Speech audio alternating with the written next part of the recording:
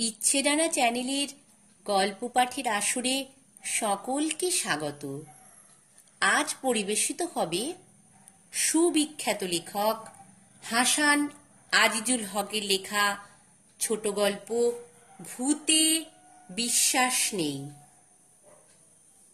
আষাঢ়ে গল্প সবাই শুনতে চায়, কিন্তু আষাঢ় মাস কি আছে আগের মতো?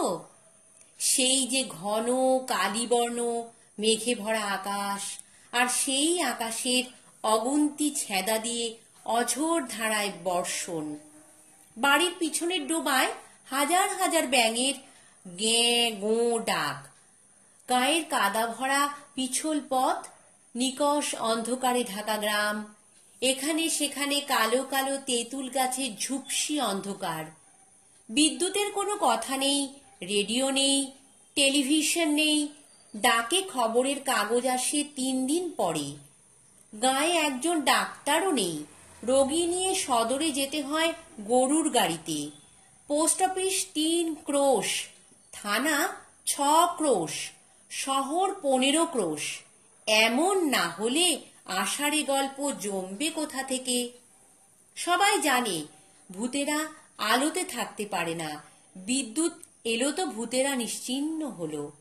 অথচ ভূত চাঁদের আলোয় ভালোই থাকে, হ্যারিকেনের ম্যাটম্যাটে আলো ছায়াতেও তাদের কষ্ট নেই।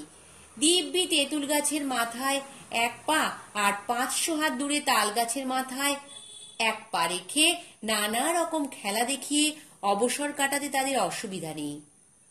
এসব যখন চলেই গেছে, তখন আর আষাঢ়ে গল্প কিছুতেই জমবে না।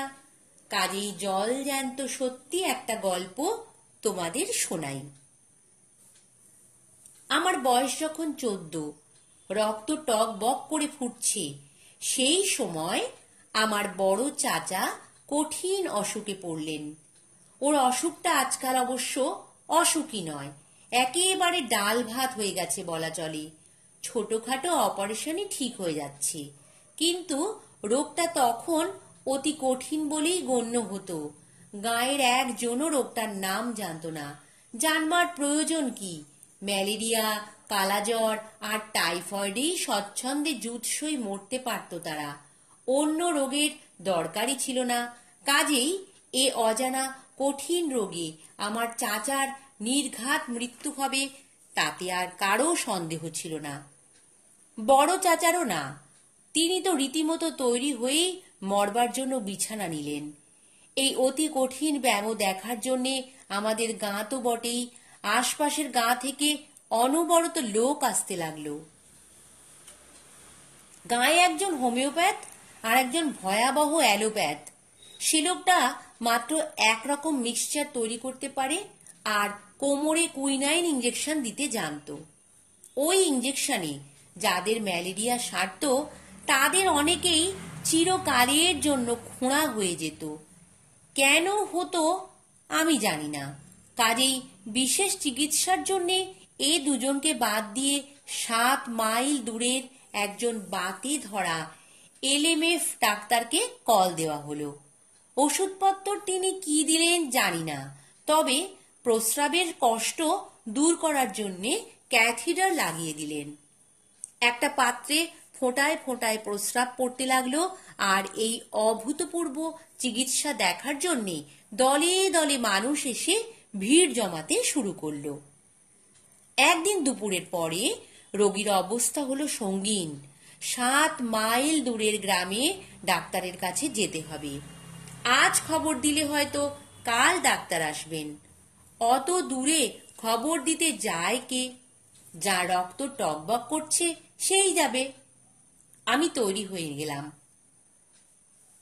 কিন্তু মুশকিল হচ্ছে ডাক্তারের গাঁয়ে যাবার পথ বলতে তেমন কিছু নেই। মাটির সড়কও তখন বিরল। আমাদের গাঁয়ের ভেতর দিয়ে সড়ক একটা ছিল বটে, কিন্তু সেটা গেছে ভিন্ন দিকে। কাজেই পায়ে পায়ে চলতি আলপথ ছাড়া এক গাঁ থেকে অন্য গাঁয়ে যাবার উপায় ছিল না। বর্ষার সময় সেসব পথ কাদামাটিতে সত্যি দুর্গম। ভাগ্যিস সময়টা তখন বর্ষা নয়, জ্যৈষ্ঠ মাসের মাঝামাঝি। রোদে কাঠ ফাটছে, বিশাল বিশাল মাঠ ধান কেটে নেবার পর ধু ধু করছে। এই সব মাঠের ভেতর দিয়ে শীতের জমির আল কেটে কেটে এই পথ বানিয়ে নেয় লোকেরা। পরের বর্ষা পর্যন্ত পথগুলো ভালোই থাকে, চমৎকার সাইকেল চলে। আমাদের একটা ফিলিপস সাইকেল ছিল, চড়ে বসতে পারলেই হলো, প্যাডেল করার দরকার ছিল না, একরকম আপনা আপনি চলতো সাঁই সাঁই করে। সেই সাইকেলটা নিয়ে ডাক্তারের কাছে চললাম দুপুরের একটু পরে।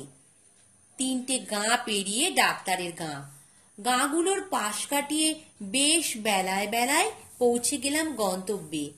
কিন্তু ওষুধপত্র আর পরের দিন ডাক্তার আসবেন এই কথা নিয়ে মনের আনন্দে যখন ফিরতি পথ ধরেছি, তখন বিকেল গড়িয়ে গিয়েছে। দ্রুত সাইকেল চালিয়ে বাঁ দিকের গাঁ দুটি পেরিয়েছি, বাকি আছে ডান দিকের গাঁটি। শূন্য মাঠে জোর হাওয়া, রোদ ঝিকমিক করছে। এমন সময় ঘাড় ঘুরিয়ে দেখি আকাশের উত্তর পূর্ব কোণ থেকে একটা ঘন কালো মেঘ উঠে আসছে। কিছু বোঝার আগেই রে রে করে সেই মেঘ আকাশ ডেকে ফেলল, আর মিনিট 3-4 মধ্যেই পূব দিক থেকে উঠে এলো একটা প্রচন্ড ঝড়। ফাঁকা মাঠের সেই ঝড়ের বর্ণনা দেবার মতো ক্ষমতা আমার নেই। আমি যাচ্ছিলাম পশ্চিম মুখ। আমার ঘাড়ে পিঠে ধুলো বালি কাঁকড়ে 2-3টে ঝাপটা এসে লাগতেই বুঝতে পারলাম সাইকেল প্যাডেল করার কোনো দরকার নেই। আমার কাজ হচ্ছে কোনো রকমে হ্যান্ডেল ধরে সাইকেলে বসে থাকা। নিমেষে সাইকেল শুদ্ধ উড়ে এসে আমি ডান দিকের গাঁটি পেরিয়ে এলাম। এইবার আমাকে উত্তর মুখ যেতে হবে। দেখা গেল সেটা অসম্ভব। আরো অসম্ভব হয়ে উঠল যখন ঝড়ের সঙ্গে পাল্লা দিয়ে নামলো মুষলধারায় বৃষ্টি। পৃথিবী অন্ধকারে ভরে গেল। ঝড়ের প্রচণ্ডতায় বৃষ্টির তোড়ে সামনের পথ গেল হারিয়ে। তারপর সাইকেলের চাকাও গেল কাদায় আটকে। করার আর কিছু নেই, সাইকেলটাকে আঁকড়ে ধরে আমি দাঁড়িয়ে ভিজতে লাগলাম।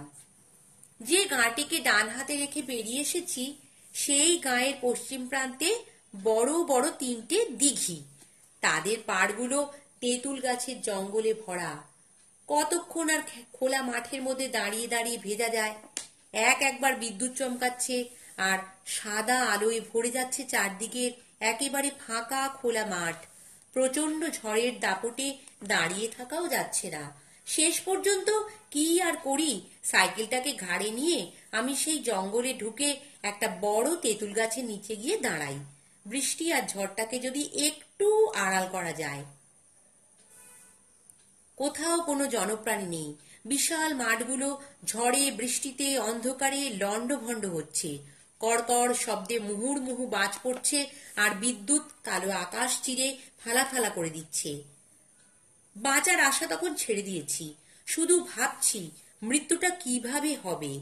এমন সময় আমার কাছ থেকে হাত 5 দূরে সাদা গায়ে ফিটফাট এক ভদ্রলোককে দেখা গেল।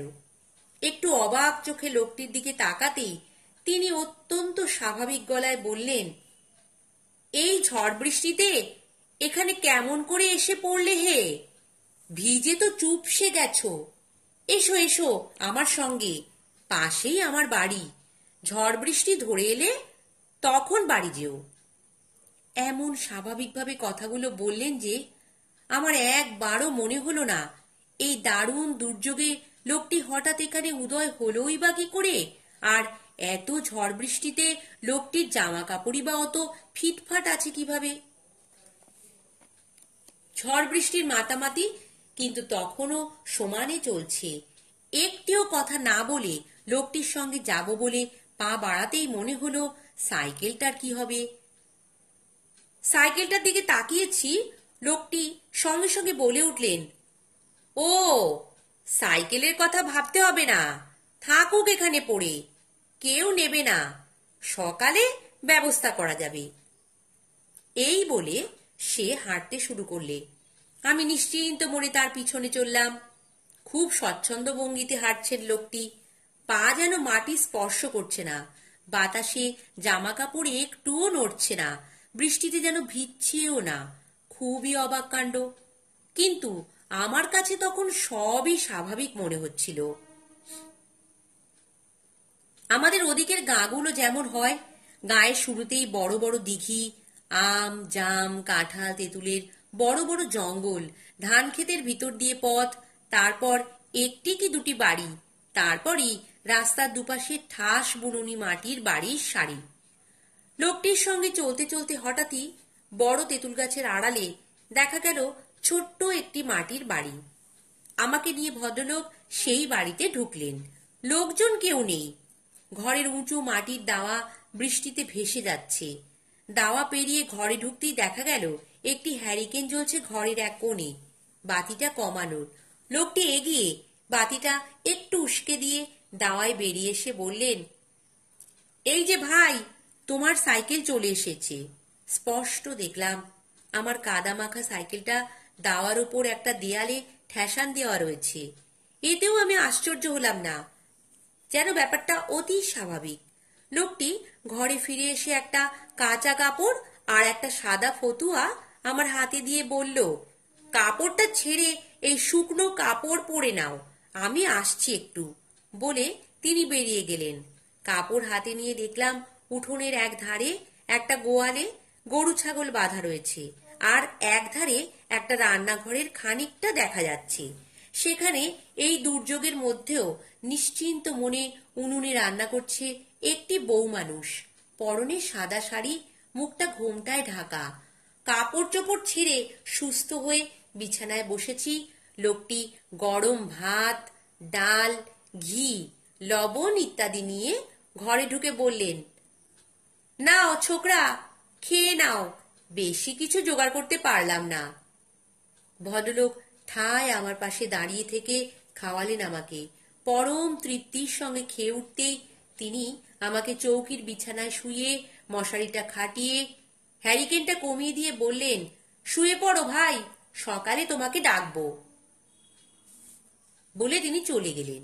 আমি মশারির ভিতর ঢুকে চোখ বন্ধ করতেই গভীর ঘুমের মধ্যে তলিয়ে গেলাম।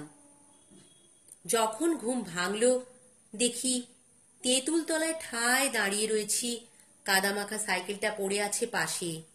ঝড় বৃষ্টি থেমে গেছে, সকাল হচ্ছে, আর পাখিরা কিচির মিচির ডেকে চলেছে। ব্যাপারটা কি বলো তো? নমস্কার। গল্প পাঠ ভালো লাগলে চ্যানেলটি সাবস্ক্রাইব করো, আর লাইক কমেন্ট শেয়ার করতে ভুলো না কিন্তু।